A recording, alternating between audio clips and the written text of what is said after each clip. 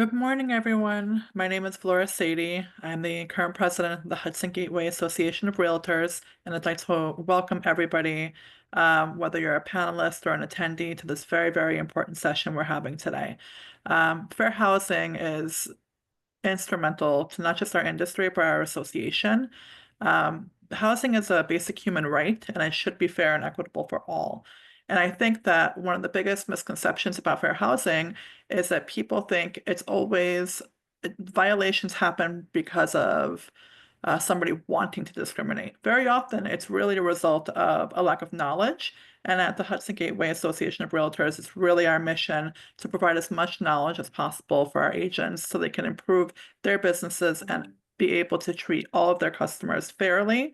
And that's why we're here today. And I'm really, really happy to welcome Shanice Williams, our chair, and Ron Boyan, our vice chair, because they have been taking this committee by storm this year, and I'm really proud of the work that they've been doing, especially in diversifying what kind of topics we cover, like this one, which we've noticed recently has been a really big need for our members to be able to understand the voucher program, the process, how it works, and how to best help their clients who have vouchers. So without further ado, I'm going to pass it over to our moderator, the wonderful Andrew Smith, from our longtime partner, WRO. And he's an expert in kind of like all things fair housing. So I'm really looking forward to his leading us in our discussion today. Thank you. Thank you so much, Flora, for that kind introduction. And Shanice, do you want to address the group before we get started, or are you good? I would like to, the only thing I would like to say is that this has been long overdue. It's a conversation that's going to make all of us help strengthen our industry and make this an opportunity to help and support our real estate practitioners and to help the clients that we serve in any community that we serve. So I want to thank you for your support in making this possible for the Hudson Gateway Association of Realtors. Jeez, thank you so much. Well, thanks everyone for being here. Thank you to HJR and to the Fair Housing Committee in particular for joining Westchester Residential Opportunities in co-hosting this Fair Housing in Action series. And of course, in particular, thank you, Freddie Garcia, for all your support and help in getting this organized. My name, as the little box will tell you, is Andrew Smith. I'm the Deputy Director at Westchester Residential Opportunities based in White Plains. And I serve on the HJR Fair Housing Committee, which I'm proud to do, as well as running our fair housing and affordable housing programs here at WRO. This is the second half of a two-part series that we have been doing together with HJR on source of income discrimination and housing vouchers. And on April 24th, we had a panel discussion where we talked about the New York State's lawful source of income law, what conduct is prohibited, how the law has evolved since it was enacted in 2019, and how the law is being enforced both by nonprofit organizations like WRO through our Fair Housing Department, and more importantly through state prosecutors like the at the New York State Attorney General's office. So if you missed that program, I would recommend it to you. There's a recording available that HGR has up on there on YouTube. So please check it out. It's a little over an hour, and it was a good time. I enjoyed it. Okay, so today we're taking up the second half, a related topic, which is how do these voucher programs work? Who do they serve? What are the practicalities of working with housing vouchers for realtors and housing providers? That includes things like inspection requirements, landlord incentives, brokers' fees, various advantages, disadvantages for landlords and agents in working with vouchers. We have with us today representatives from CBR, which runs the local Section 8 program here in Westchester County in particular. And we have Sheila from New York City's, who runs New York City's City FEPS program. And then we have Emron representing the realtor and the landlord community doing double duty for us today. No pressure, and who's well versed in these programs, as we'll get into. So housing voucher programs introduce a third-party agency into your housing transaction. So right there, they're going to inherently add some additional requirements, complexities, complications, paperwork, relative to just your market rate tenant who's paying rent, with wage or other income. As we discussed in our April 24th session, it's illegal to refuse to work with a program just because you don't want to deal with those requirements, or you don't like them, or you're frustrated with delays that are required to satisfy them. However, as I hope we will learn today, understanding those requirements, understanding how these programs work, who they serve, and being prepared to address those requirements can mitigate a lot of those concerns. And that is part of our goal today. Maybe not all, but hopefully we can dispel some of the myths around these programs. And I hope convince some of you all that there's some serious advantages to working with these programs as well.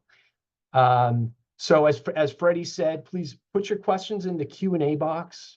There's a little button on the bottom of my screen. I'm not sure where it is for you. We will try to answer those questions if we can, kind of as we go through. And if not, we'll save a little time at the end to try and knock some of those out. Freddie and I will be taking, we'll be keeping an eye on that.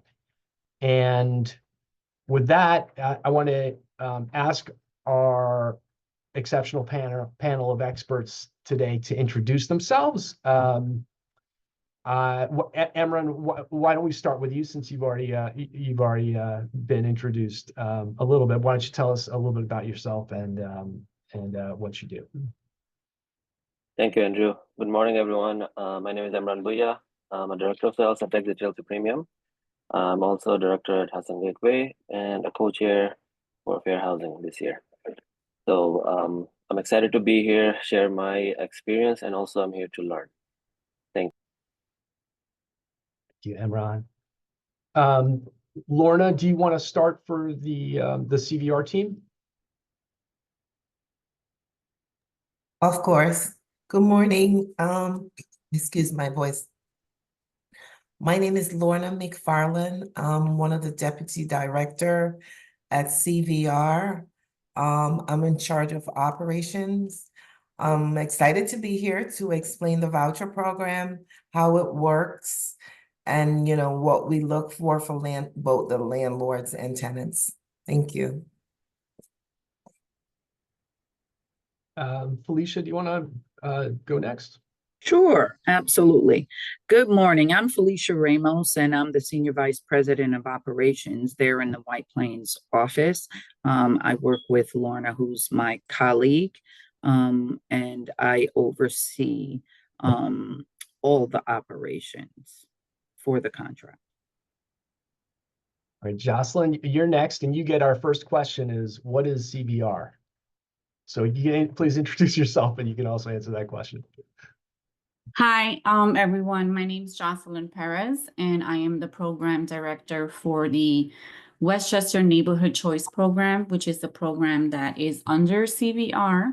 And it's a program in which we assist families who currently hold a housing choice voucher to move into opportunity areas from impacted areas. I'll let Felicia, you want to add on the CVR before I go into detail what WNCP really is? Sure. CVR, we're a local administrator for New York State Homes and Community Renewal. We're a nationwide affordable housing entity We have contracts across the country. CVR typically stands for the acronym of the owners of CVR. So we have 30 years of experience in the affordable housing arena, whether it's voucher administration across the country, whether it's working with housing authority on the public housing side, consulting side, repositioning, waitlist administration. So we do various relocation for RAD conversions. We do everything under the sun in the arena of affordable housing across the country. That sort of summed it up.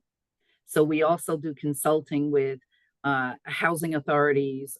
We do training and leadership development and restructuring when they're going through restructuring their housing authority. So training as well, training, whether it's from Inspire. We also have contracts with HUD relative to technical assistance in opportunity neighborhoods, choice neighborhoods, Inspire, HQS, stuff like things like that. So we're well versed. And HCR has contracted out with us as well as other local administrators in the state of New York to operate the Housing Choice Voucher Program. Summed it up? Yeah, that's more than I knew. So I love that. Okay. I've already learned something. So I'll drop our website chat. I'll drop our link to our website, the CVR New York website, and that has a lot of information as well, if you don't mind to share it in the group. Okay. Super. So CVR is a private company, but is contracted by HCR in this case, which is New York State, essentially, to run several voucher programs in Westchester County in particular, but also across the United States, right? Yeah. But the contract with HCR isn't across the United States. Right. Yes, we work with other large housing authorities as well. Awesome. All right, thank you. And we'll get into. You're welcome. We'll get into the program that you guys are running, obviously, when we talk, probably in our next, the first question we had. But I want to give, Jocelyn, did I cut you off or are you good? We'll talk about the mobility program in just a second. So we'll make sure we get there. Sheila, can I ask you to introduce yourself before we, roll into the substance? Sure. Happy Friday, everyone. My name is Sheila Corbin. I'm the Assistant Commissioner for the Rehousing Support Division here at the Department of Homeless Services in New York City. In my unit, we manage all rental subsidies, subsidized exits for clients to move anywhere in New York City, anywhere in the 50 states that they want to move, as long as they have the ability to pay their rent where they're going. Thank you so much. And thank you all for being here. The questions are already rolling in, which I love that. So we have, and Sheila just mentioned the myriad of programs in New York City. There are tons of different housing voucher programs that we see throughout our region. HOPWA, HASA, OPWDD, lots of different types of housing vouchers, each of which have their own program requirements, serve different populations and all that. We can't speak to all of them. We can speak, however, to two of, I think, the most important programs, the most prevalent programs in our operating region, which is the Section 8 program, including the mobility program, and the city FEPS program. And those are really going to be the focus of our discussion. So I wanted to start by, and we sort of teed this up a little bit, but just start by asking the CVR team, starting with Lorna and Felicia, to explain what populations your housing choice voucher or Section 8 program is serving, what households qualify for the program, and just if you could, just like the size of the program, just broadly. Lorna, you want me to start and then I'll stop and you add the rest? Okay. Okay, so we administer the Housing Choice Voucher Program in Westchester County. We have roughly 5,300 families that are participating on the program right now. There is an income limit that they must qualify. There's other various HUD qualifications that they have to meet, like citizenship, income. So we're at the low income threshold. So anyone at the low income threshold, we use the HUD publishes the income limits. So we use the income limits. You can find that on HUD's website. We use the income limits that are published by HUD by each geographic area. So you would, if you go on the HUD website and you look up income limits, you'll find the income limits there for Westchester County. So we use those income limits to determine eligibility and ongoing eligibility for the family. So we service anyone that is eligible for the Section 8 program. And then we do the ongoing eligibility, the annual recertification, the annual inspection, and so forth like that. There's various families. There's single household members, there's family members. It's a combination of that 5,300 that we serve. Lorna, you want to add anything else? Yeah, so ongoing, the families have to recertify annually. They have to provide updated income and asset information regarding their family composition. We also do an annual inspection, so they have to permit an inspection each year. And, as long as they recertify, they'll remain on the program. And we do, offer the services like accommodations they need. But ongoing, it's really just them recertifying and providing information, to support their household. Thank you both so much. And to clarify, Felicia, you talked about the income qualification threshold being set off of that area median income for, in this case, Westchester County. Is that threshold for the program, when you said the low income threshold, does that mean 50%? It's at the 50%, yes. 50% Okay. and below the 50%. Okay. That's the Section 8 piece. And are there preferences in the program for folks who are at the extremely low income level, at 30% or below? Okay. Or what's the process of deciding who gets these vouchers? Well, there's a waiting list. First of all, they have to be on the waiting list. And then as vouchers open up, people are selected in the proper order. There is a preference for homeless families. There are, Lorna, what is the other preference? Elderly disabled. Elderly disabled have a preference. And they're selected from the waiting list. So they can't come on the program unless they're on the waiting list. And there is a preference when vouchers are available that a percentage of the homeless population can be referred through the local COCs. That preference came about a couple of years ago through the local COCs. Since there's no more vouchers available, we're not taking any more referrals. So we worked collectively with the local Westchester COCs. And COC, the continuum of yeah, continuum of care. Thank you so much. You're welcome. Okay, awesome. So so that is CVR and the sort of the housing choice voucher or Section 8 program generally in Westchester County. Jocelyn, do you want to you administer a subset of that is different and super interesting? Do you want to just describe your specific program? Is it a pilot program at this point, or is not even we're beyond pilot? We're beyond pilot. Yeah, definitely. I'll be more than happy to share what our amazing program is all about. We're very proud of this program. So the Westchester Neighborhood Choice Program, it's a mobility counseling program that seeks to help eligible families receiving the housing choice vouchers, which is administered by CVR, as Felicia mentioned. We relocate from neighborhoods and with high poverty rates, segregated minority populations, and inferior schools to diverse neighborhoods with quality schools. also known as opportunity areas. And what we do is, right, I want to touch a little bit more on the opportunity areas as we discuss how we are able to tell what's considered an opportunity area is communities with low poverty rates, low crime, and high quality schools that provide positive living environments for school-age children and families.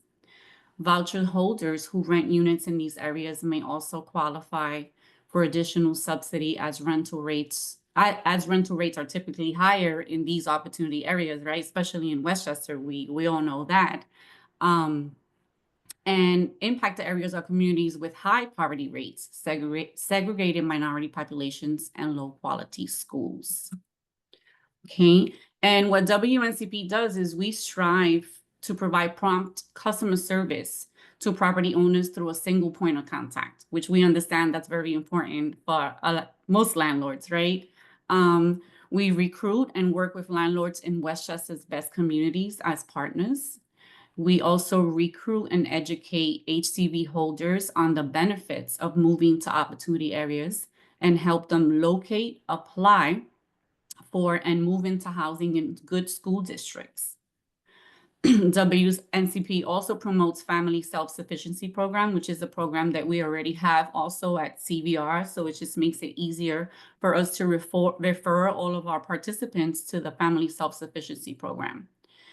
And we also strive to affirmatively further fair housing. Well done. Yeah. And how do we determine the opportunity areas is a map that we utilize. It's called the New York State Opportunity Map. And we can share that also in the chat. And in this map, it's very simple. It's very user-friendly. You can enter a specific address to know if this particular address falls within an opportunity area. And if it does, you just see shaded in blue. And if it's not in an opportunity area, it'll be shaded in a brown color. Okay. And also what I want the landlords and brokers to know is how WNCP supports them is we help you find your next tenant, right? So WNCP staff provide individualized assistance to the landlords and brokers at every stage of the tenancy, including coordinated tenant applications, completing housing authority paperwork, which we know it's a lot of paperwork and it can become a little overwhelming, passing the housing quality standards inspections, determining the monthly rent, signing contracts, and building a positive landlord-tenant relationship. Additionally, we also offer leasing assistance. WNCP maintains a list of families eager to relocate to opportunity areas and can refer qualified candidates to you. We pre-screen our tenants. Families are vetted, background checked, reliable, and tenants with good rental history. We also offer, tenant stability. WNCP families are eager to relocate to opportunity areas and typically remain in their units for years.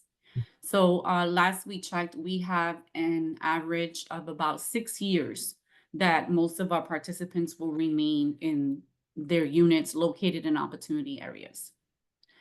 We also offer financial security. If the family's income changes, CVR will review the subsidy and tenant rent portions and adjust as appropriate. And we have, of course, direct deposit. Subsidy will be deposited into your account on the first of the month.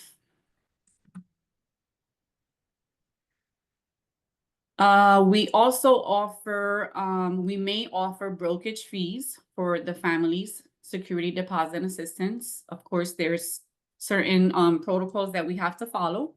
We have higher payment standards.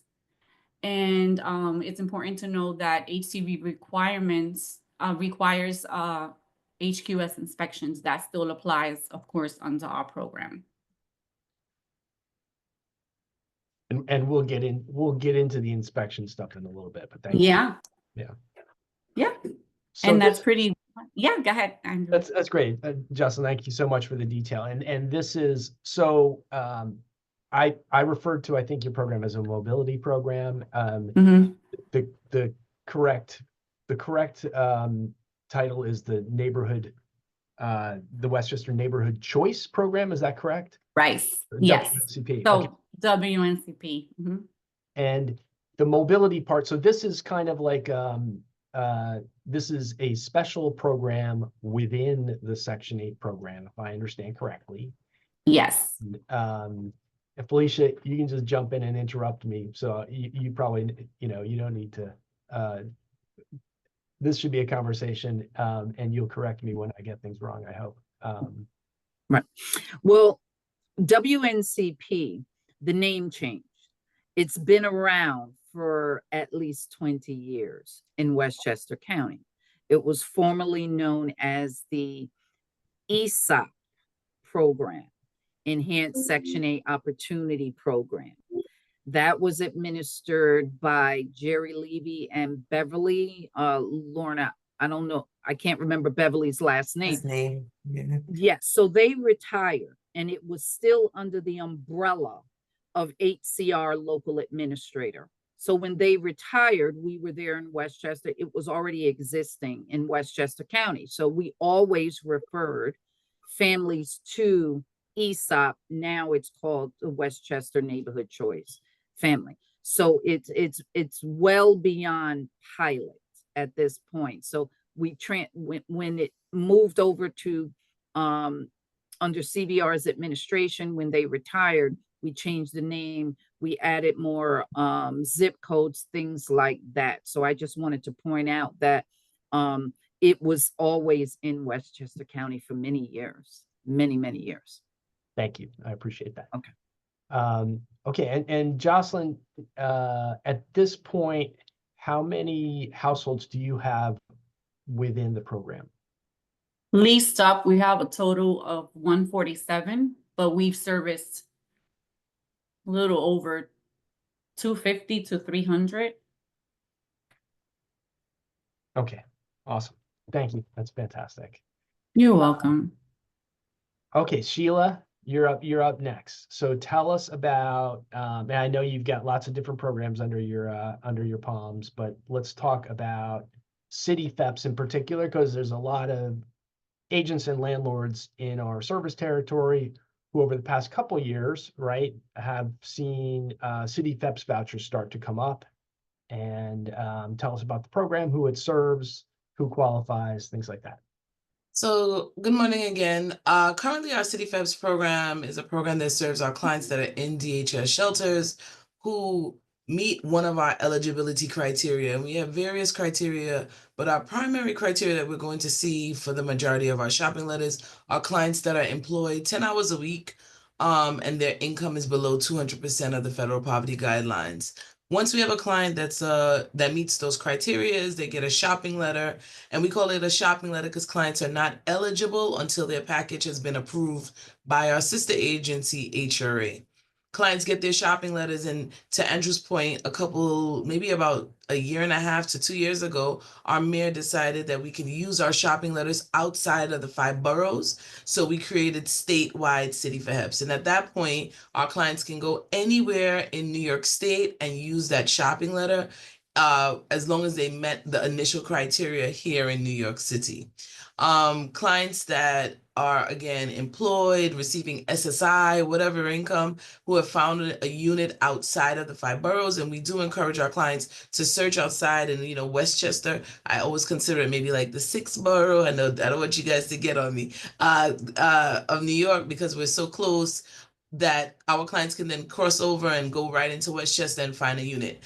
If you walk away with anything that I'm going to say today, the most important thing is that if a client is using a shopping letter outside of the 5 boroughs, when you've seen one, you see that a shopping letter has a certain amount of rent or our fair market rent for the 5 boroughs. And as you know, with Section 8, in order for a landlord to receive the fair market rent, all utilities need to be included. If utilities are not included, we will deduct any utilities that the client is responsible for, and we would pay the landlord the difference in the rent. That being said, When you leave the 5 boroughs, you need to use the statewide city FEPS calculator. And I think I sent it over to Freddie, who will send it out to everyone. And it is located on our website, where you can look by county and figure out what the max payment standard is. That's the most important conversation. If we select the county, you can see in Orange County, a 1-bedroom would probably go for $1,300, or a studio for $1,300, $1,361. But if we went to Westchester, that rent would change to $1,813 for a studio. So this is constantly evolving. We update it every year when we change the fair market rents, but this is the perfect tool that you need to use when meeting a client and deciding whether or not your unit and their shopping letter is going to be a good match.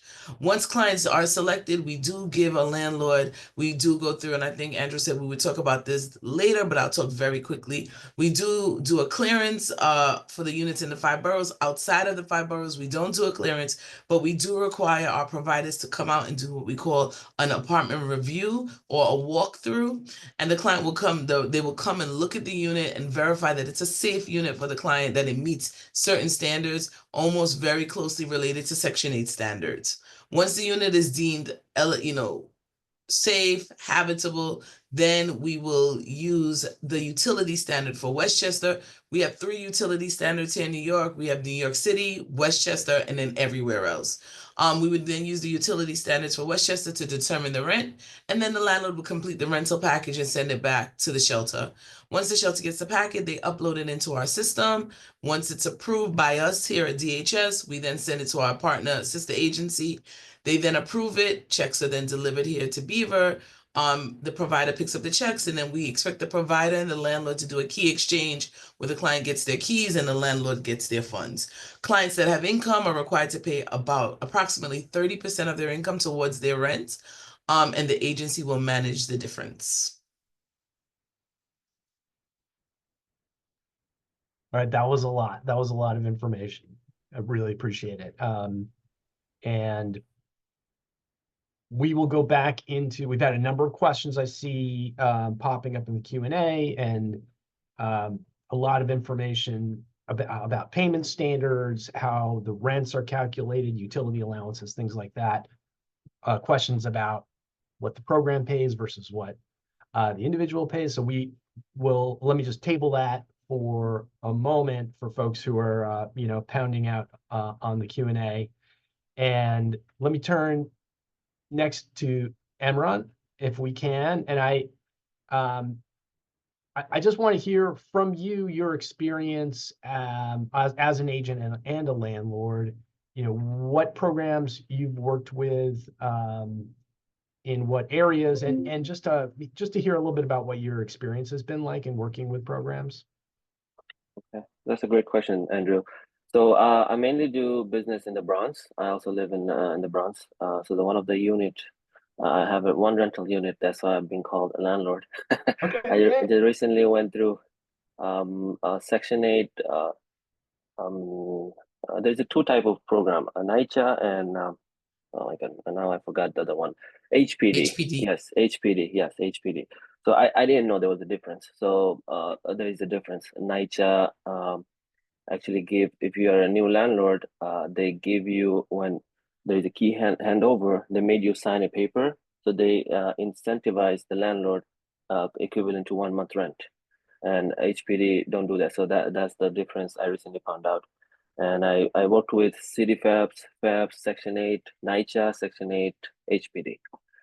My experience is always been information is key, and how much you know about the process can make the process easy or a nightmare. So I mostly do sales. I didn't really focus on rental, but I would say last 12 months to 24 months, I've done a lot of rentals. And with the high cost and everything, maintenance cost, the heat bill, everything is expensive. So a lot of the landlords are more interested in those programs. So I myself had to educate myself about all these different type of programs. I'm still learning. As I'm going. So the main frustration, one of the main frustration is that the timing. How long does it take? So from starting the application to for the tenant to move in, even with after getting accepted with the program, receiving the fund takes time as well.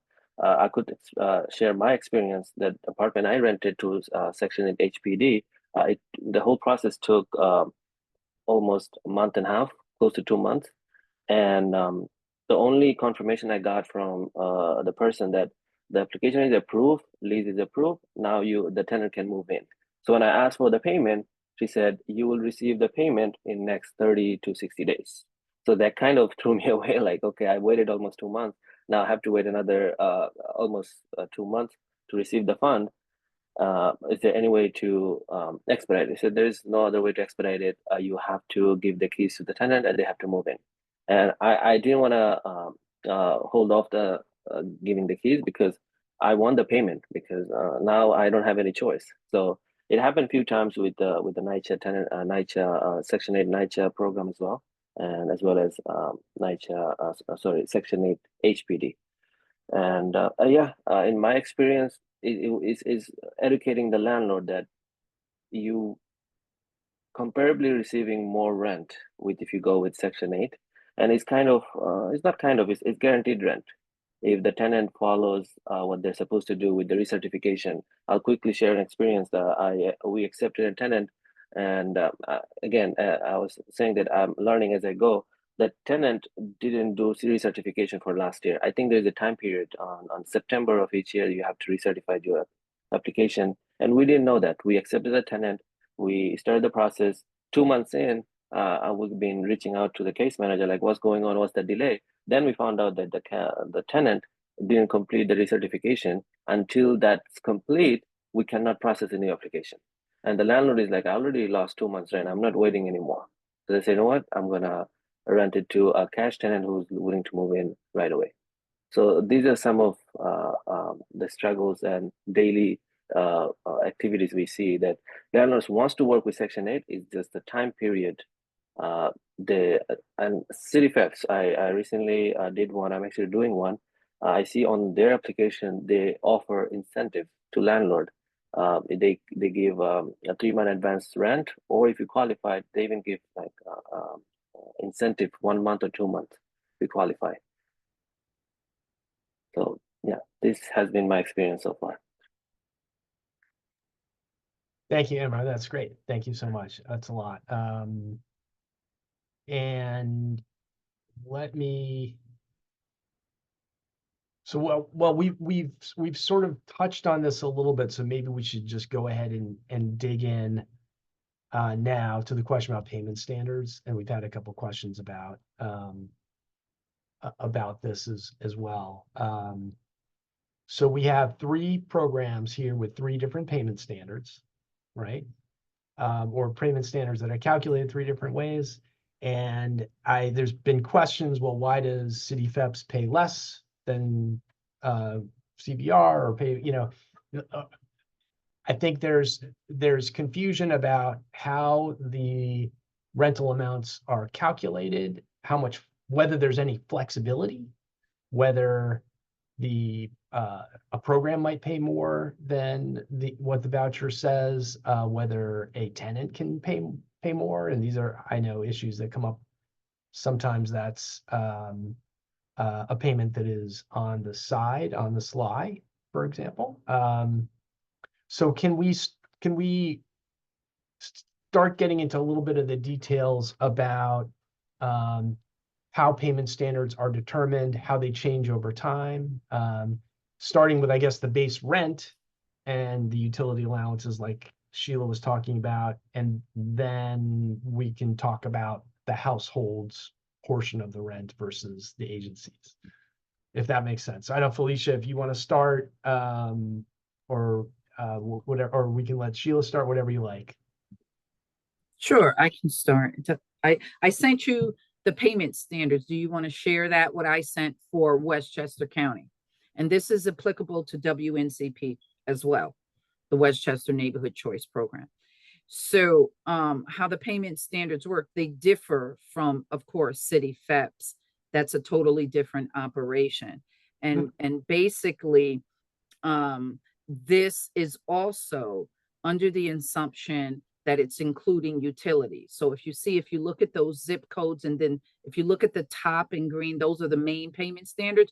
But if we have a family moving in, because we do this, even though mobility, WNCP, operate in these zip codes, we have some families that are not in the mobility program that can move in these areas as well. The unique part about the mobility program, if they move in these zip codes and they're working with mobility, they get pre and post-move counseling.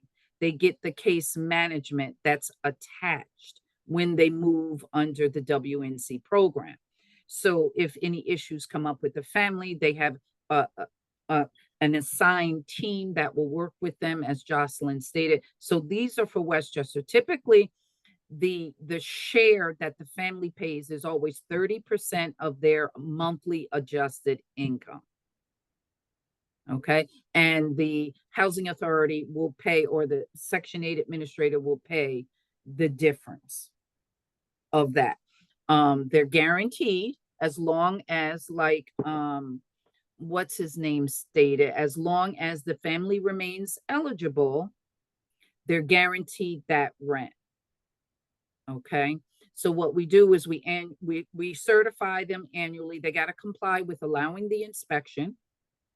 Okay, and I sent you the information on the checklist, the inspection checklist. That's part of our move packet as well. So when families are searching for a unit, they have a move packet. They give that move packet to the prospective owner, and it has that HQS checklist available for review. So they know before we come out to the unit. So once a family moves into the unit, they can go on and move in, get the key, and if their income changes, like they lose a job, they report it to the Section 8 office, we adjust their income. I'm not sure if that's applicable to city FEPs, but that's what we do on our end. Rent increases. You are allowed an annual rent increase as long as the unit remains in HQS standards. As long as it meets the standards, you can get an annual rent increase, but you got to request it at least 60 days in advance. And I think that's applicable for all the housing authorities. The gentleman, Imran, mentioned there is NYCHA and HPD, but there's also HCR in New York City.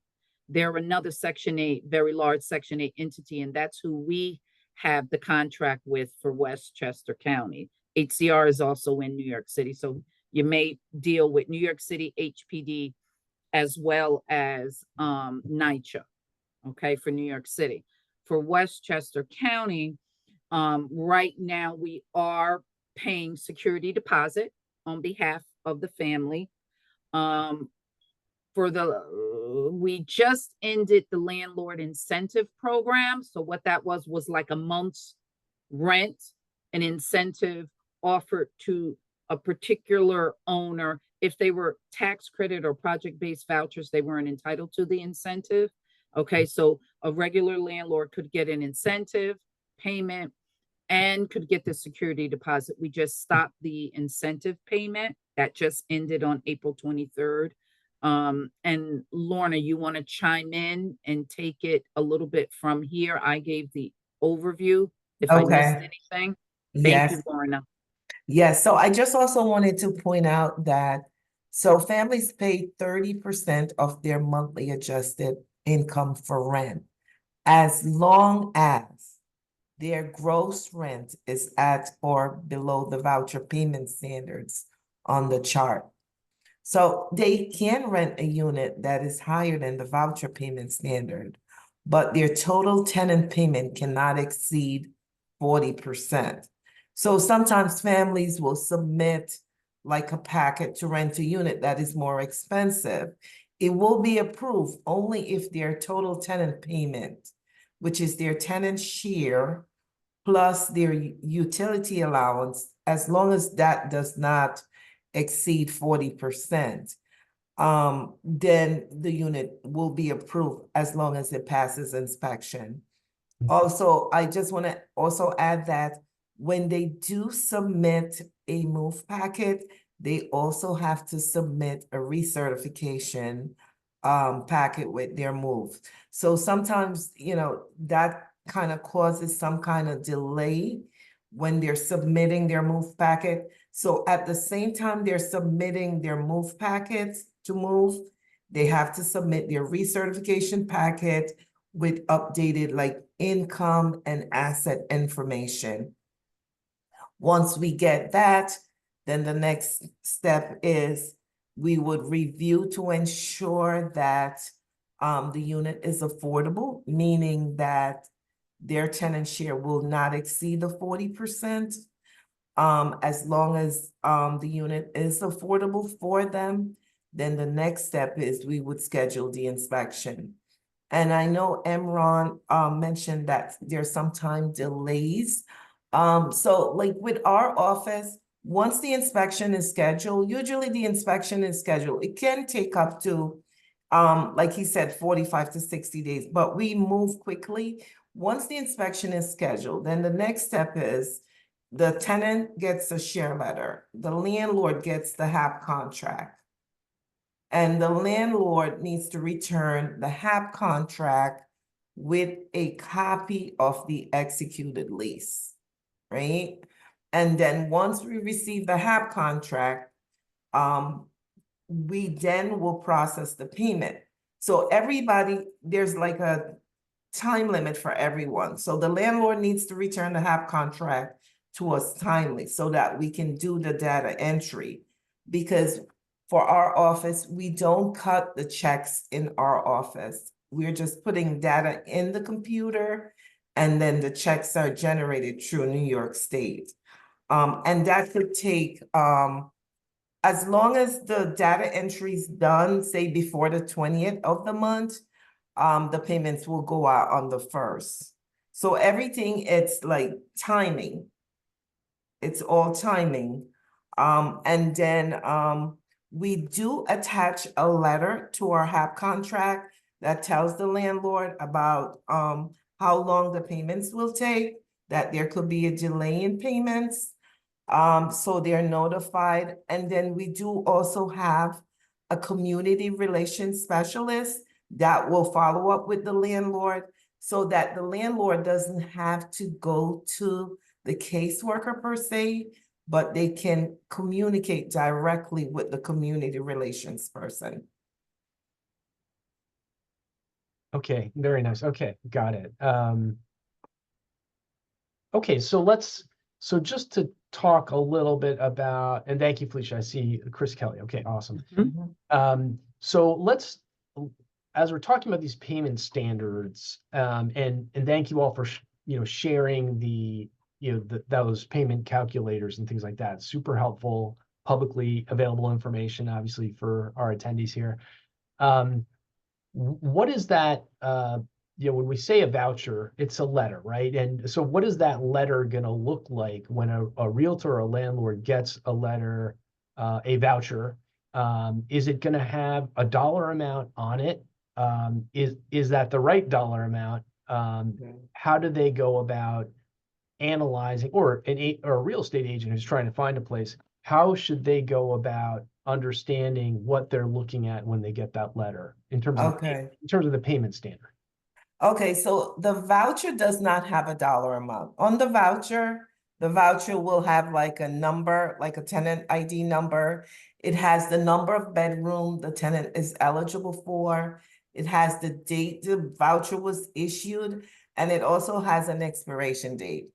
The tenant will get a unit search form. On that unit search form, it will give an amount that is the maximum that the tenant could afford for like a specific unit type. The reason why it's specific, I believe it's specific to like low rise. Keep in mind that each unit type, so if it's a high rise, the utility allowance is different amount from a low rise, right? So it changes. So you can rent a high rise or you can rent a low rise, but the amounts can be different because of the allowance. So on the letter, you'll get the tenant will get a letter and it will tell them the maximum amount they can search for. So that's the letter the broker should look for. The voucher only confirms that they have an active voucher. It Okay, doesn't say an amount. that's super helpful, Lorna. Thank you. Mhm. A quick question, Andrew, sorry. Please. When you mentioned as a broker, can we ask the potential tenant or should we reach out to the case manager for that breakdown of rent? Like how much I they can would afford? ask the tenant to provide the unit search form. I mean, if you're having, because sometimes the tenant, say the tenant, you are contacting us on behalf of the tenant. And if we don't have authorization to share specific information, that's why I would recommend that you tell the tenant. Mhm. So It's a part and of their packet. It's a part of their Yes. packet. So they're given this document as a part. So they sort of know, like Lorna said, based on the utility allowance, what the 3-bedroom offers based on their income, the average. It's not an exact amount. So they pretty much know from the CVR perspective what to go to search for. And I believe HPD and NYCHA do the same thing, something similar. The paperwork looks different, but it's similar. They have an amount in their hand, an average search amount that they can go and search for a unit. okay, super. So Jocelyn, your paperwork and your payment standard is gonna be a little bit different, right? No, it's the same? That payment calculator sort of by zip code is gonna determine the payment standard, right? It's the same process. It's the same process, and as Felicia had mentioned, the benefit or the plus for the participants who work with WNCP is more so of that case management piece. For the participants, also for the landlords and any brokers, we're that one-stop shop person there. So our WNCP staff will be the contact person, for the landlord, the broker, any assistance they need with the paperwork. We have the time to deal with all those extras, and offer the brokers and landlords, walk them through the entire process. But as far as like calculations and all that, it's all done the same, as Felicia and Lorna just explained. Okay, thank you. Sheila, can we pose the same kind of question to you? What's the payment standard? How's it calculated? Is there flexibility around it? What does that paperwork look like? So again, based on what we showed Freddie, if we're speaking specifically for Westchester, you would see what our payment standards are. For all other anyone renting in the 5 boroughs, and I heard Emron said there's some brokers that rent in the Bronx, you would see the actual rent amount and the number of bedrooms that correlate with that rent amount on the shopping letter. Again, based on the county, we do have utilities for 3 areas: New York, Westchester, and outside everywhere else in New York State.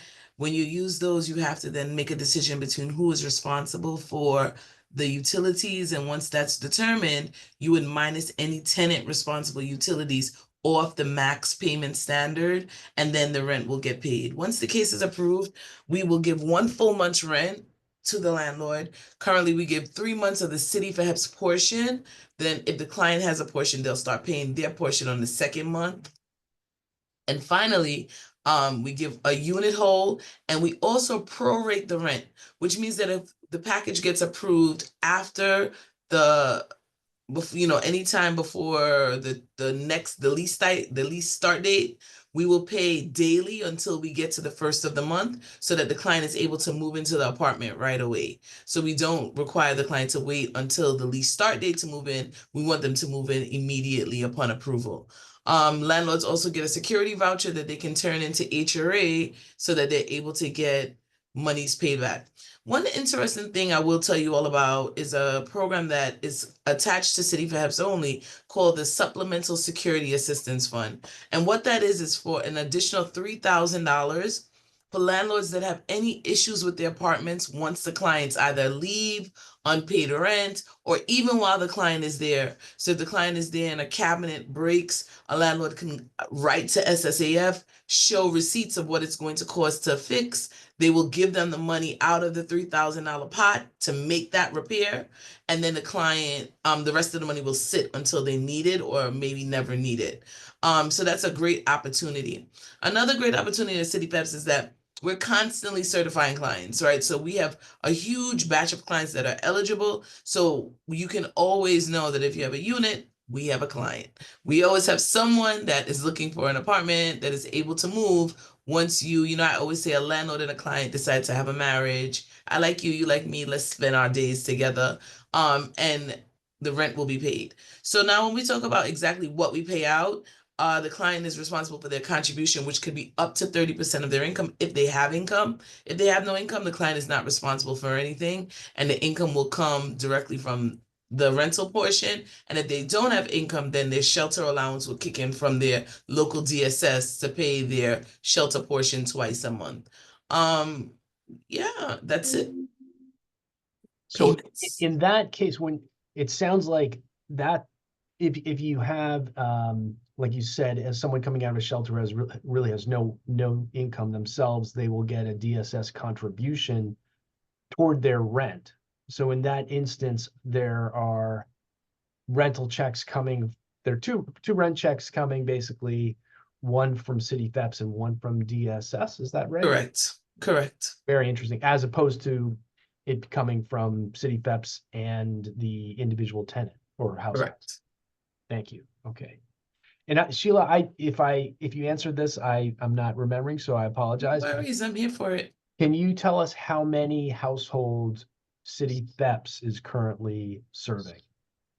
How many clients are currently walking around with a shopping letter? I would say upward of 13,000. Thank you.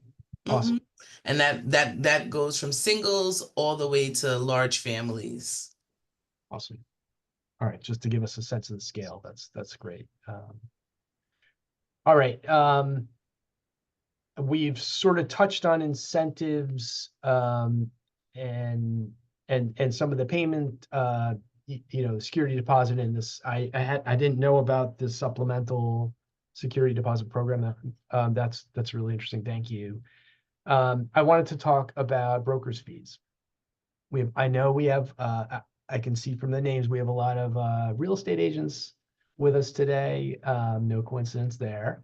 And Amron, maybe I could start with you and then ask the other folks to pitch in. So most realtors I know are trying to make a living, and they are happy to help people find housing. That's what they do. But they like to get paid for their services, and I think that that's fair. In your experience, from your knowledge, for realtors who are working with a voucher holder under one of these programs, how are those agents getting paid for their services? What kind of questions should they be asking to ensure that they get paid when they're approached by a client? Let's start there. Thank you. Thank you, Andrew. Broker's fee. Yes, so that's some programs don't pay anything. So from my experience, what I was told, Section 8 don't pay broker's fee or security deposit. So then the tenant have to go to HRA to request for broker's fee and security deposit. My experience, majority of the time, HRA do give security either a voucher or they give a check to the landlord. And for the broker's fee, they only give 50% of 1 month rent. So if the rent is 3,000, they will only give 50%, which is 1,500. And if you have two brokers on the transaction representing landlord and tenant, we're splitting that in half. So, and City FAPs, I'm currently doing a City FAPs where they already tell you ahead of time they give 15%, if I'm not mistaken, 15% of the annual rent. So as you can see the difference. So as a broker, of course, we want to help everyone, and sometimes that money comes to your face. Okay, who do you help? So I had an experience. I had a client where she was coming out of shelter. She didn't have any money. They were only giving out not shelter. She currently holds a Section 8 HPD, and Section 8 is not paying anything. So I just had to decide on taking 50% of 1 month rent. So that's I wish we could get more or get something from the landlord, but as you know, most landlords don't want to pay since that's been the norm. Maybe it will change down the road. Right, and I know that that's a topic of some discussion, in New York generally. Thank you, Imran. So I wanted to just focus on one point you said about city FEPs, which is the 15%, and maybe ask Sheila to explain some of the incentives that the city FEPs program, I know you mentioned some of these, as built in around agents and landlords, basically, just to kind of run through those for you, and then we'll turn back, same question for CVR and how brokers get paid with CVR vouchers. Definitely. So, when we created the City FEPs program, we wanted to make sure that it was highly competitive, because we understand that without brokers, we can't do this work. And we depend on our brokers to bring units in to help us move our clients out of shelter.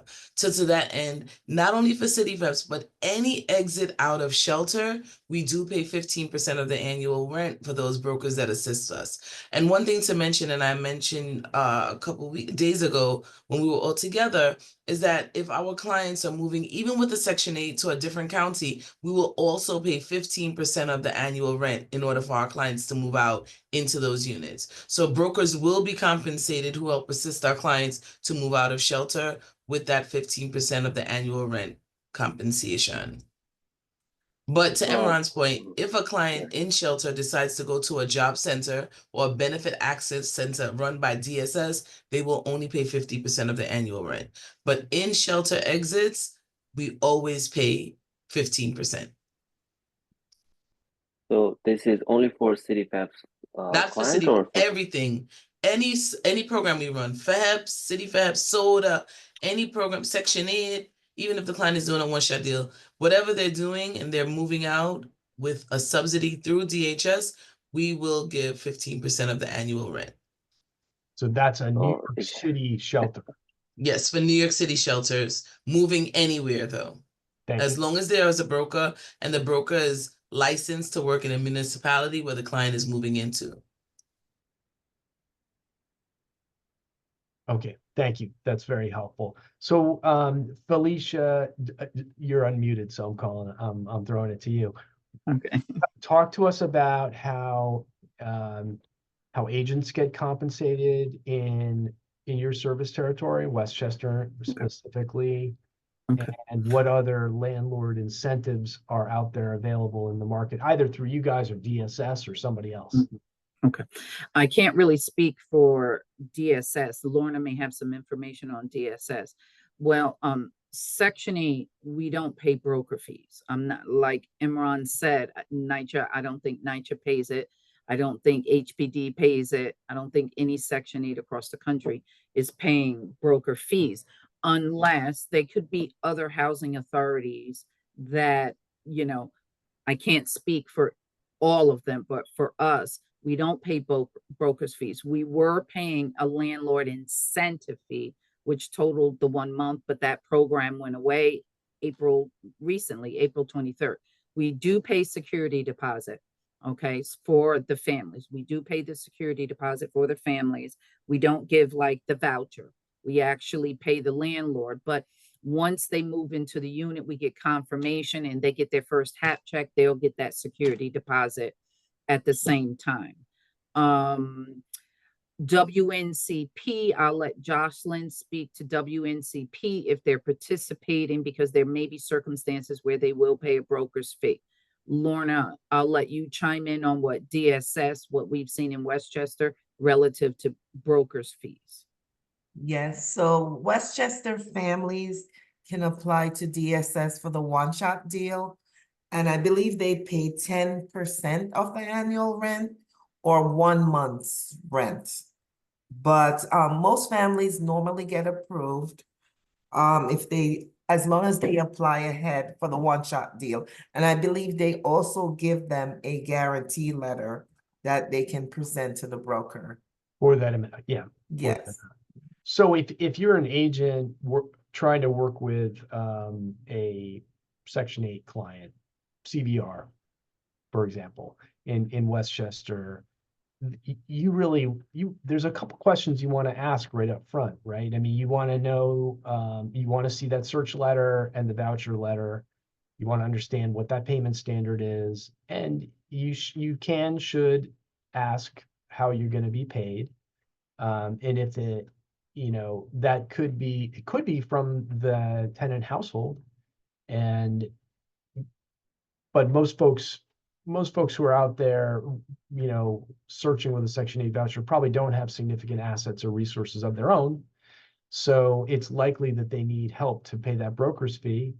And they should have a guarantee letter from DSS for a one-shot deal, which is essentially a broker's fee, as you said, Lorna, based on 1 month's rent or 10% of the annual or something like that. Is that fair? Yeah.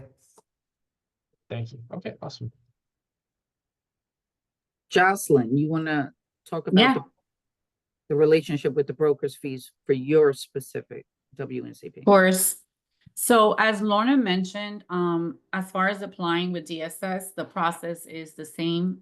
One of the things that we like to do is educate our participants in the WNCP program right from the start when they decide they want to participate in the program. It's important to know that with DSS, you need prior approval from DSS before you go out there and start your housing search. If you decide to work with a broker, that's very important. We've had instances where a participant, they get lucky, they find a unit immediately and they'll go apply to DSS. And if they do not have that prior approval, they're going to get automatically denied. So it's something for brokers to also know that that's the process with DSS. Now, if that was the case, or for whatever reason, we have a participant in WNCP that got denied from DSS, then we have a separate funding available provided to us by the state, by HCR, only for our mobility program that will cover equivalent to 1 month's rent to cover that broker's fee. And of course, we would have to show proof, the person went to DSS, they got denied for X reason, provide the information, the broker's invoice, and for the most part, we get approved. But that, again, that's something specifically for our mobility program. Thank you so much. I also, Andrew, want to share real quick, under our WNCP program, we've created a owner/brokers guidebook where all this stuff is explained, but that's something that we offer under our program. It just basically walks them through the steps of the HCV program, how the rent is calculated. Not sure if other, housing authorities or other programs may have something like that, but I think it's very helpful for them to have, so they know what to expect and what to look for. Awesome. That's great. Thank you for that. I'm sure that was an undertaking, so that's a great tool to have. Okay, if you're willing, let's turn, Emrod, can we turn back to you for a second and we want to talk about, and we have a bunch of questions about this, and we've touched on some of this: inspection requirements, administrative, contracting requirements. We talked about half contracts.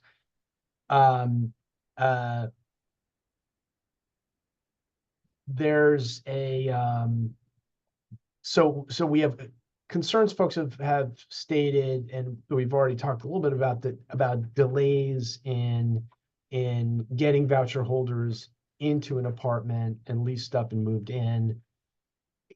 In your experience working with these folks, housing them yourself, what are some of the the difficulties that voucher holders face finding housing and moving, finding housing and getting to a move-in date.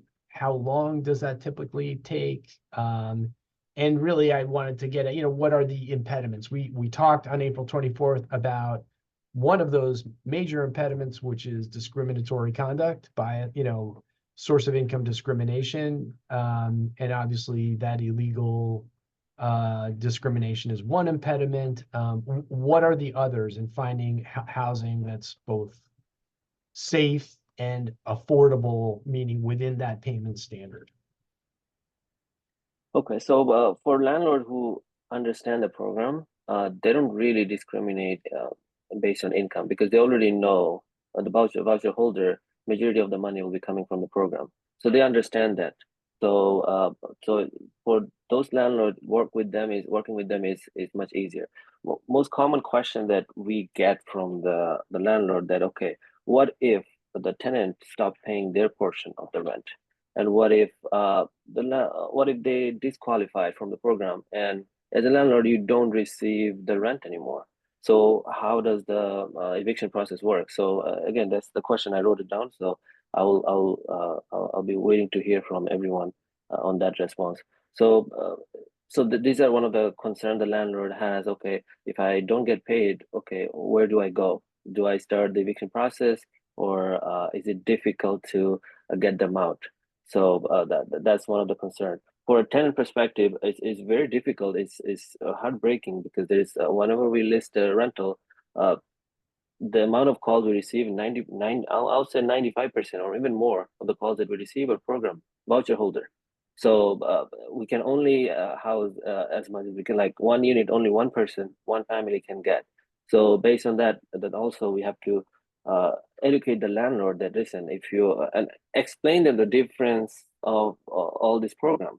Like Sheila mentioned that the landlord do receive, and the broker also receive brokers free through DSS if you apply 15% of the annual rent. So again, we're in this business to help also make our living, right?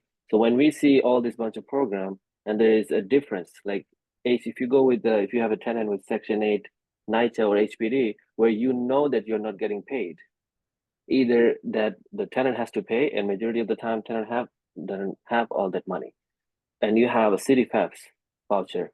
So who do you present? Ethically, we should present everyone. Then the landlord decide who they want to go with. So these are some of the difficulties we face, and we have to make decision on daily basis. Like, who do we go with? So that's itself kind of like I don't know if you can say discriminating, but these are daily things we see as a realtor when we try to house tenant. And many landlords will say to our face that I don't want any program tenants. Bring me cash tenants.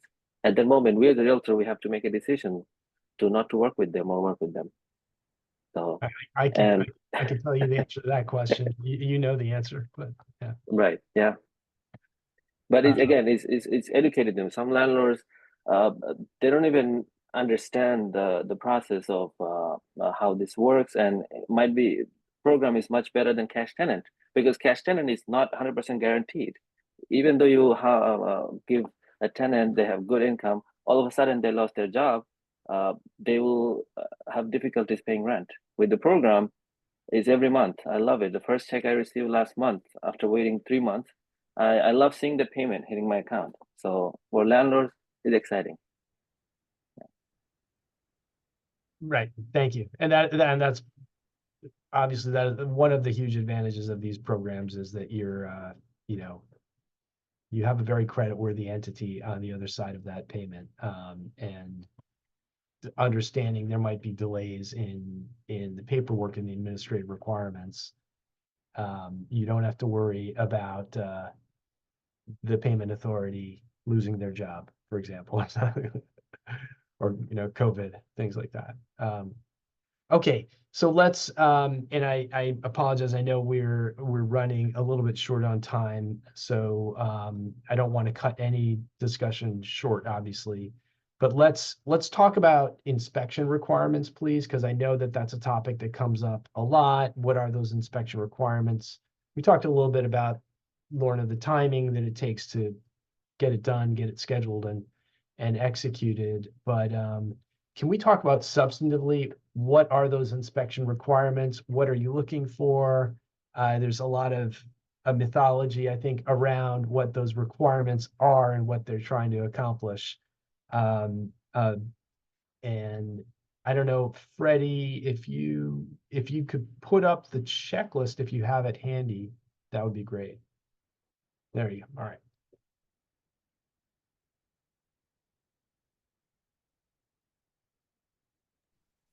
Now that's the for Section E.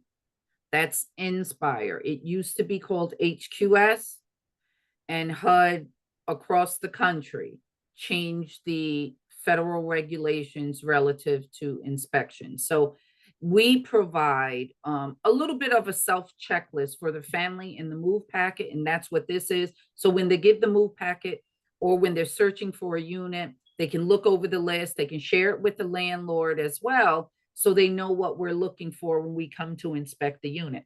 So this is the initial inspection and the annual ongoing inspection checklist as well. So the inspection occurs annually. Okay, so you got to prepare for that. We do notify the landlords and the tenant 45, 30 days in advance that we're coming. If they need to change the date, it gives them a phone number. If that date doesn't work, they can reschedule the inspection. But it's a HUD requirement. It's not like the housing authorities can waive it. I believe NYCHA HPD, as relative to the New York City program, they do an inspection as well that's similar or should be the same as this. But there are some housing authorities, and I'm not sure if NYCHA or HPD, they incorporate the local code enforcement, code enforce policies in that jurisdiction. So each housing authority may have a different, it should be right online with that, with this, but they may have a little bit more depending on their policy.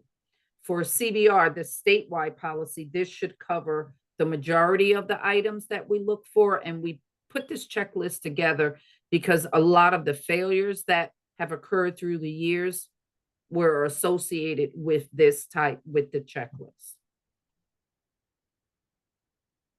Does that help? That helps. And just seeing the checklist, I think, is super informative. I mean, these, not having read through every single one of them, they look like primarily safety related issues. Safety related. Yep. No one would could complain about, radiators not leaking or the fridge working, things like that. Missing floorboards. Okay, that's great. Thank you so much.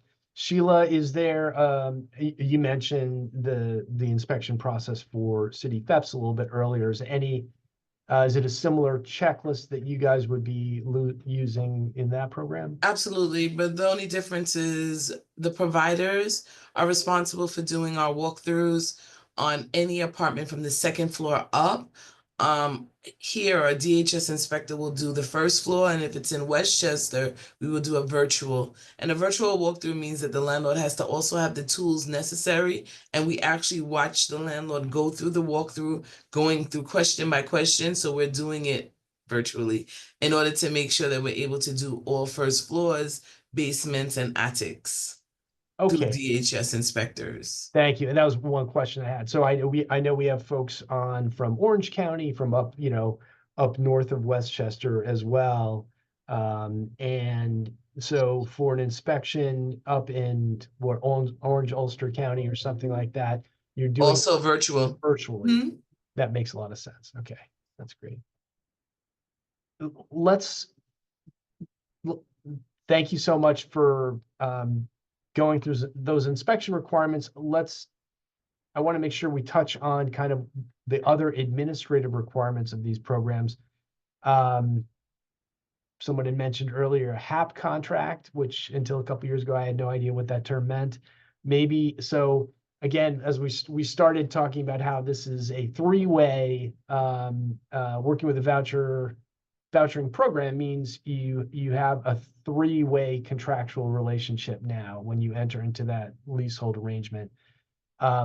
What is that HAP contract? Who's it with? Who's signing it? What does that three-way contracting relationship look like, and how long does it take to put in place?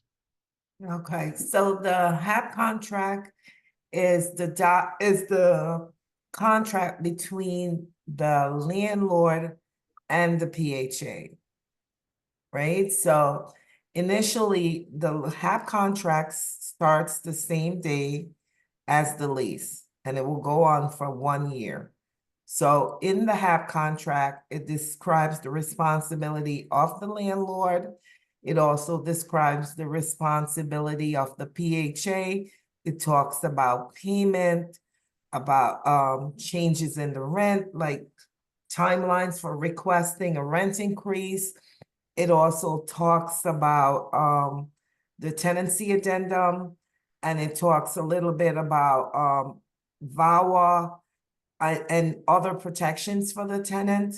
And that is an agreement that is signed, like I said, between the PHA and the landlord. So the tenant is not a party in the HAP contract. The tenant doesn't have to sign the HAP contract at all. We don't issue payments without an executed HAP contract. So when the unit passes inspection, the next step is the landlord will need to return the HAP with the executed lease. We review and sign the HAP, execute the HAP, and then we issue payments. We are not permitted to issue payments without a HAP contract. Sure. And obviously that makes sense. Yes. Yeah. Yeah. So the HAP contract authorizes the housing authority, the local administrator, to issue HAP. Without a fully executed HAP contract, then we can't initiate the payment at all. And that's any housing authority. That's any housing authority, where it's NYCHA, HPD, HCR. That's any housing authority across the country. You have to sign there has to be a fully executed HAP contract in place. And the acronym police, which is Joe Houlihan today, saying, what's a HAP? Who's a HAP? What is HAP? HAP contract. What does HAP stand for? Housing assistance payment. Thank you. All right. Thank you, sir, for your question. There's a lot. There's a lot of acronyms, a lot of specific, terminology that is requires some explanation. So if and when we move too fast, please throw in your questions and slow us down. So thank you. Okay, so let's see. Sheila, on this whole contracting question, is anything you want to add? Anything that's different about the way you guys operate? No, I would say City Peps is notably quicker, right? Because we do not have this contract situation. What landlords will get after we make the determination and the case is approved by HRA, they will get an approval notice, they'll get a check breakdown to show what checks, and we also issue an approval notice to the client so they understand their responsibilities. We're currently looking at about 2 to 3 weeks on an approval on a City Peps package once it leaves DHS and goes to HRA. We do have sometimes, the back and forth to ensure that the package is correct, but once it is deemed correct by DHS, we are looking at about 2 to 3 weeks before a landlord will have checks in hand and the client is able to move into the apartment. Thank you. So, and I apologize, Sheila, you're just saying there is no contract between the agency and the landlord? No, when we get the rental package, we are expecting a signed lease between the landlord and the client in advance with the future lease date, so that we know that we have a guarantee between the landlord to rent the unit to the client. Okay, thank you. Again, I'm learning things. Emron, please. Yes, thank you. Sheila, I had a quick question. So before a landlord can accept a city FEPS, I know that they have to register the unit with the Department of Social Service, correct? Only for the 5 boroughs. Outside the 5 Yeah. boroughs, we don't have a pre-clearance process, but for the 5 boroughs, the unit must be registered for pre-clearance. Once it passes pre-clearance and passes an ARC, then the package can be submitted. And if there is a delay, is there any way to reach out? Because I had a unit and it's keep getting denied, and we're having issue understanding why it was getting denied without even I starting am the process. person, right? So, you know, I'll I send you am an not email the separately. person, but today for each and every one of you on the call, definitely you now put a face to the name in terms of what's happening with City FEPS. And I'm always willing to make sure that I help anyone that's trying to move the process along faster, understanding that, you know, we are bureaucracy, we all are, and we all have to go through certain steps in order to make sure that things are done accurately. But definitely we do understand that with some people and some providers, things may fall almost just a little forgetful moment that we may experience. And during that time, I would be able to kind of help it push forward. So Freddie would share information, and I'm assuming he'll share my information with everyone also. And now you have an advocate, and another reason why renting to clients that are exiting shelter is a great opportunity. You know, I heard Emron mention the one thing we know about this program is true is that once a client moves in and their income and their situation stays the same, our rent will stay the same for the year. If the rent goes up, similar to what Felicia mentioned for the city, you know, as if the fair market rent is up for all public PHAs, we will then raise our rents also, and the landlords will be able to request a rent increase on the renewal year when it's time for them to renew the package. So definitely our program lasts for up to 5 years based on the fact that our clients are eligible, you know, to give them a stable foot to leave shelter and, you know, find their next opportunity. Awesome. Just because one small thing, just because Sheila mentioned 5 years, that's a common question I get asked from the landlord as well. What happens after 5 years? If they don't qualify for the program, do they willingly move out? What if they don't want to move out? What's the process? Right, I can never answer what someone is going to do 5 years from now, will it be willing or not. But what I will tell you is that the agency is here. And you had mentioned earlier about times when clients stop paying their contribution, times when clients decide, you know, listen, I'm going to just live here. We do have in the 5 boroughs our offices and home base where landlord and tenants can go for resolution and mediation if they run into any issues while in the apartment. We will assist clients with paying arrears if they fall into a situation when they can't pay their contributions, or, you know, it may have slipped their mind. We do assist them with their arrears in order to make sure that they can get current again and continue to live in that unit. After the 5 years, this is a stepping stone program. We're expecting that our clients have increased their ability to earn, increase their abilities to be more independent so that they can then take over their own rents. In 5 years seems pretty generous to me. That's a great program. All Now, right. for the Section 8 side, it's long as the family remains eligible for the program. So it could be 10 years, it could be 15 years, it could be 20 years, as long as they remain eligible. But we do have like family self-sufficiency programs that, you know, we try to enroll families into, you know, so they can set goals, family life goals and things like that, that work in conjunction, but there is no time limit as long as they remain eligible and in compliance. Now, we do have families that do not pay their share. The owner normally would contact us and tell us, as well as put something in writing to the family. If the family is terminated or proposed termination, we do notify the landlord. We do have an enforcement team that call the family, that call the landlord and try to get issues resolved. A lot of housing authorities don't do that because the lease is between the tenant and the landlord. Technically, it's between the tenant and the landlord, and we're just paying a subsidy on behalf of the, you know, the family. So there are times where our office the landlord will call us, call our community relations. The tenant isn't paying the share. We'll send them an infraction letter if, you know, but ultimately the landlord would have to move to like eviction. We do refer families, and Westchester County have a lot of eviction prevention programs. So we are known to refer families to DSS, to legal services, to a lot of agencies so that the rental arrears is resolved and that they won't lose their subsidy. There's a lot of agencies in Westchester County that try to keep that subsidy intact for the family. So there's a lot of collaborate. Yep, WRO. WRO included, yeah. Yes, that collaborate with the family so they're not losing that subsidy, because we know ultimately they probably can't pay that contract rent. So there is a lot of collaboration when they have a voucher in hand. Thank you, Felicia. Folks, we are at time, and I feel like we could keep talking for another 3 hours because this stuff is hard and it's complicated and it's interesting, and obviously a lot of it is how these things play out in the real world, which the real world is messy. We all know that. But I want to respect everyone's time and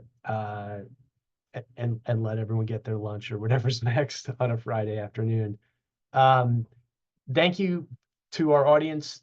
Thank you for joining us. Thank you for your great questions. If we didn't get to your question, and I know that's probably the case for some, or we tried, and I apologize if any of the questions remain unanswered, but I really appreciate the engagement and you taking the time with us today. To my panelists, thank you guys so much for being here. This is like we said, complicated. This is a hard topic, and having you guys take the time to work through and explain how this stuff works is really so important, so useful to the whole housing community, realtors, landlords, advocates, counselors alike. So I want to thank you all for being here today and lending your expertise and taking the time to try and educate all of us. Again, HJR, thanks so much for co-sponsoring this with Westchester Residential Opportunities, Freddie in particular for all your guidance and assistance. And with that, any last words from any of our panelists, or can we release you all to your day? I will just say, we all operate in life and understanding that the reason why we service clients who are the most vulnerable New Yorkers is that it could be any of us. And when we think about that it could be any of us, it kind of gives us the, Emron mentioned, who do you give an apartment to? We kind of think about the most vulnerable New Yorkers as the people that we should assist, so that it could have been us, right? It could have been me. And the reason why I do this work is I always remember it could have been me that could have been in this situation. So I always take an extra moment to do this work, to think that I can help someone else to get lifted up, and we should all think about that. You guys have a great weekend and happy Mother's Day. Thank you, Sheila. And you. kudos to Thank you. everyone on the panel. We feel the same. We're part of the community. We are the community. We live in the same community. So to lift people up, that's what we're here for. That's what we're here to do. Thank you for having us. Thank you. Thank you all so Thank much. you. Thank Have a you. great Thank you, day. everyone. Thank you. Bye. Bye.